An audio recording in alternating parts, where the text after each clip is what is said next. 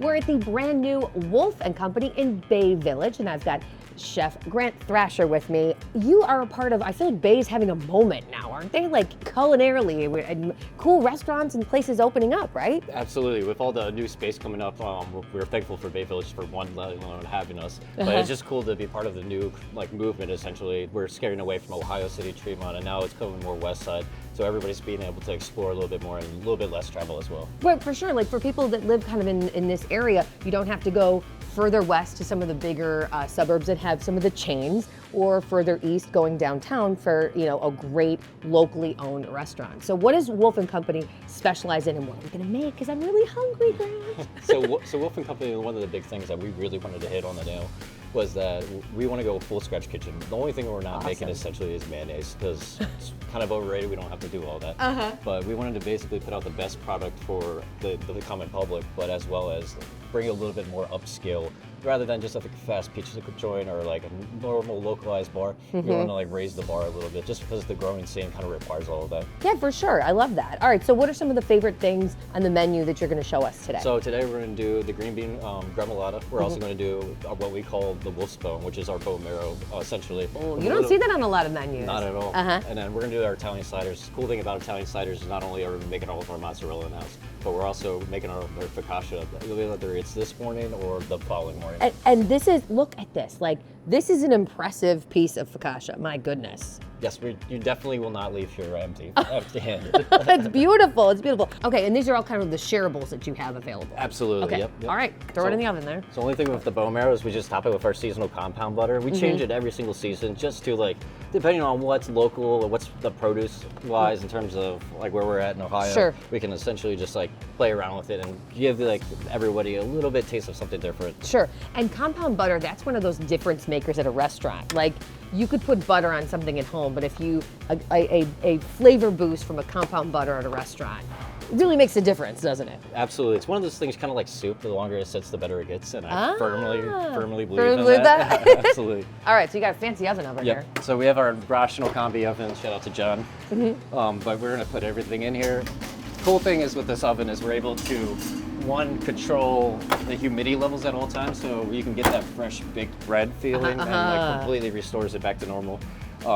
As well as you can dehydrate, air fry. You can do so many things. Oh, that's really, really great. Okay, so while that's in there, we're ready to move on to the pizza prepping? Yeah, absolutely. So this is going to go around for about 6 to 7 minutes, and then we can just start with pizzas. All right, great. Ready to make some pizza. I know a lot of kind of research and practice goes into perfecting a dough and how to stretch it and everything. Show us how you do it. Okay, so all of our dough we ferment over 24 hours. It's kind of a necessity, especially when we're not true Neapolitan style. But we try to mimic a little bit, but with our own flair. Okay. So we let it go for 24 hours. We use a certain blend of flour, so we're not just using one straight to the point. We're using a blend of a couple different ones to kind of establish the type of structure that we're looking for. So these are our doughs. We just made this yesterday, so we try to make it a day ahead of time. It's got to have that perfect blend of chewy and crispy and holds up with it's got to have enough integrity so it'll hold those the toppings and stuff, right? Yes, absolutely. If when the dough's done and it's finished rising, when it feels like a pillow that you wish you had for your own house. I like that. Okay. So the other thing about Neapolitan style pizza is you don't want to overwork it, because working it too much ends up establishing the gluten levels way too high, and it's basically unable to keep the airiness and the lightness that it really needs. Yeah, you don't want to push out all the air that you earned in those 24 hours while it fermented, right? Absolutely. Okay. So you might want to stand back because the flour gets everywhere. I did wear black today. Silly me. All right, let's see. So a lot of people will throw their dough over time. Sometimes we do it during dinner service just for flair. For show and Absolutely. flair. But that's not necessarily the most effective way to do it, is it? Not at all. Because you can honestly just get away with pulling it like this. Very nice. Perfect size. So you have some seasonal pizzas on here, and then some standards on the menu? Yes, so we try to like basically redo the menu towards every season. We spend a couple months looking at ingredients, working with our purveyors. Yeah. Even we're working with like right now a local honey guy, just so we can do honeycomb for our charcuterie board. So we try to keep everything like localized as much as possible for everybody. And having local honey is so important for like your health and stuff too, which is very cool. Very cool. Especially the allergies. Allergies are springtime is insane here. Right. Okay, we got 2. So what 3 are you prepping here? So these 3 we're gonna work with I'm gonna basically show off like 3 of our sauces. So one of them is gonna be the margarita, which is our classic, very classic. Another one's gonna be the mushroom, which is right now one of the highest sellers. That has the truffle oil on it. It has leeks. It has a blend of different mushrooms on it that we roast off with a bunch of fresh thyme, which is really good. It's basically a white cream sauce base, and then the other one's gonna be more for the vegetarian side. It's known as Garden. It's a beautiful pizza. It's super colorful. When it comes out, it's like one of those wow factor moments that will turn any carnivore into a vegetarian. All right, so this is our first 3. Okay. We'll start with the nonas. So this is our roasted garlic oil. We just use this as our base, spread it all over. Oh man, don't be shy with that, Grant. This will keep everybody healthy. But especially the amount we put on. Wolf and vampires can eat. Absolutely. Then we go straight into our fontina. Oh, and that's a really good, I don't feel like people know that fontina is such a good pizza cheese. Absolutely. Fontina is like a little bit lighter. It is super, super creamy. Yeah. So it doesn't take away from any of the flavors like vegetables, especially when it comes to like nonas. So we have our... Melts so nicely too. Absolutely. This is our yellow squash. We just kind of toss it all over there. We don't even worry about measurements as much. No. I mean, the only precision in pizza is the dough, not the toppings, not the cheese, right? And I don't think anyone's ever complained about too many vegetables hurts. So we have our zucchini, then we take our eggplant, we just top it all over the top. That's great. This would be a good balance if you're ordering a couple pizzas for the table. Maybe go heavy with heavy on the meat for one, and then a vegetable one and another. Balance it out. Blistered tomatoes, we char them just a little bit. This is part of one of our prep work. Kind of brings out a nice, like, sweeten them up a little bit, especially in the oven, but then it brings out a little bit of robustness. And we just take a little bit of our shallots. Okay.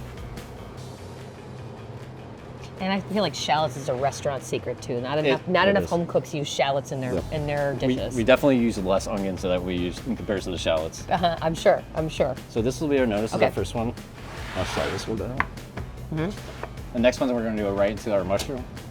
This is the one I think I would zero in on the menu. Oh, absolutely. For sure. Okay, so it's a white cream sauce? So white cream sauce, it's actually, our white cream sauce is basically a super concentrated mushroom soup, cream of mushroom soup that we make. Oh. That's our secret. Feel free to try to make it. Right? I dare you. So we go pretty heavy with this one just because there's so much flavor that comes from it. It like establishes a very high amount of like umami. For sure. Yep. Okay. Slide down just a little bit. Fresh mozzarella. So we actually use grande for our mozzarella just because it's if anybody has a lactose allergy, it's a lot more friendly on the stomach and everything like that. So that's great. Tries to help everybody out. This is our cremini mushroom blend, as well as a few oysters and white button mushrooms. Here, can I get this for you? And the last one is going to be our leeks. Oh yeah, that's what I'm talking about. Dibs on this one. And again, we go heavy on the ingredients because we don't want to. I mean, the more the merrier, essentially. For sure. And this is the structure of the pizza will allow it's not going to fall apart. Absolutely. Yeah. Okay. And what's the last one? The last one's going to be a margarita. This one's a very simple, very classic one. This one goes together so quick. This is actually one of our more ordered ones too, just throughout the night. Just put 2 ounces of marinara sauce, and we make everything in house again. With our fresh Parmesan Reggiano. And then we take our house-made mozzarella and we just slather it all over. And that shouldn't be skipped over, like house-made mozzarella. It's definitely a night and day difference. You can get a few good fresh ones, mozz. but nothing's better than a fresh. And that's our 3 pizzas. All right, great. So should we hit the oven with these? Yeah, absolutely. All right, I'll carry one. You carry 2. Got it.